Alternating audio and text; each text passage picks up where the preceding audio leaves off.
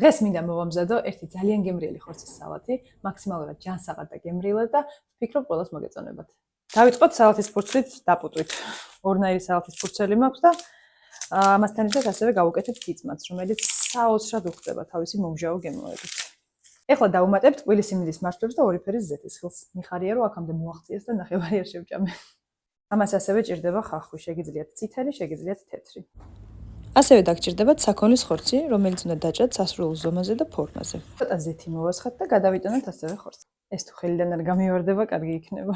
შემდეგ მოვაყარეთ მარილი და შავი პილპილი და დაგით სეთქზე რომ მომზადდეს. ხომ გახსოვთ თავისივე წვენს დაიყენებს და იმ წვენში მომზადდება. ხორცი რომ მომზადდება, დავაჭყიდოთ ნიორი და მოვასხათ ბალზამიკოს ძმარი, რომელიც საოცარ პიკანტურ გემოებს მისცემს ჩვენს კერძს.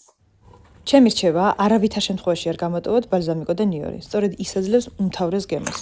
შემდეგ სალათს მოვასხით ზეითუნის ზეთი, მოვაყარეთ მარილი, შავი პილპილი, მოვასხით ცოტა ბალზამიკოს ძმარი, კარგად ამოურიეთ და მზად არის. გემრიელად მიირთვით.